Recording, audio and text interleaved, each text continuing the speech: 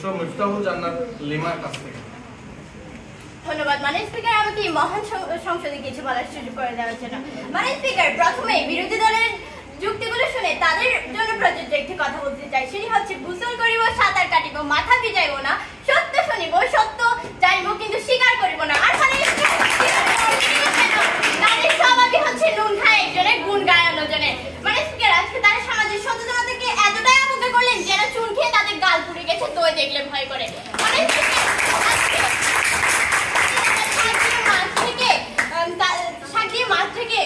মূর্খের মতো তাদের বারবার সময় নষ্ট করে আইন করছে, তা আমাদের কাছে খুব স্পষ্ট। আজকে তাদের যুক্তি দেখে আমরা এই প্রবাদটি সত্যি পাই যে খালি কলসি বাজে বেশি। মাননীয় স্পিকার,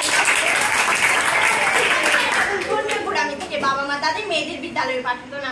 এরপর বেগম রোকেয়া সুফিয়া কামাল এনে সামাজিক আন্দোলনের মাধ্যমে সামাজিক সচেতনতা বৃদ্ধি করতে এবং সফল হয়েছে সুলতানাদির সেই স্বপ্ন। আজ থেকে শিক্ষায় নারীরা ছেলেদের থেকে এগিয়ে, নারী শিক্ষার অগ্রগতির জন্য কিন্তু মাননীয় স্পিকার আমাদের কোনো আইনের প্রয়োজন ছিল না, প্রয়োজন ছিল সামাজিক সচেতনতার, সামাজিক আন্দোলনে।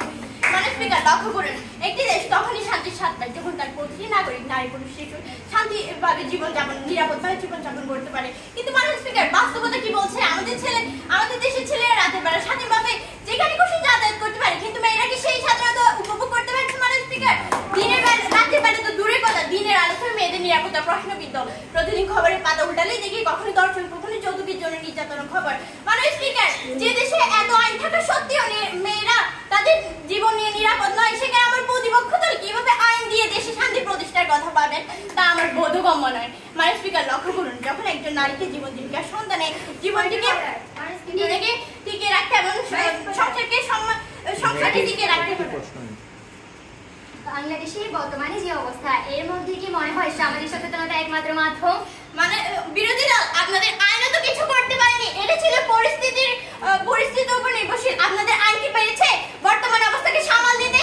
মাননীয় স্পিকার, লক্ষ্য করুন, একজন নারীকে যখন জীবন জীবিকার সন্ধানে নিজেকে এবং সংসারটিকে টিকে রাখতে যেতে হয় কর্মস্থলে, সেখানে যখন সেই নারীকে তার গোত্রকে নিয়ে কাজের নামে অনুমতির প্রস্তাব দেন, তখন তার অস্বস্তিটা একবার ভাবেন মাননীয় স্পিকার।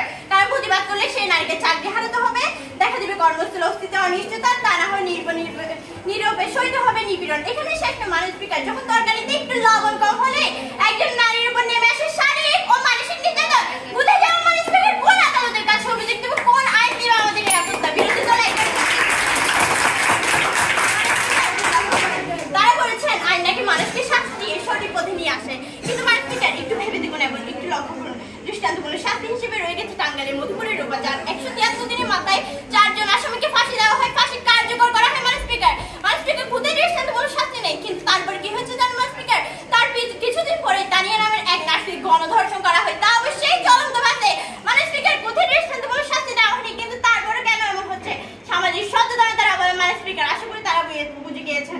মাননীয় স্পিকার, সমকালের খবর বলছে রাজশাহীতে যৌতুকের টাকা দিতে না পারে স্বামী নীরব মিয়া তার স্ত্রী শাহিন আক্তারকে পিটিয়ে হত্যা করে।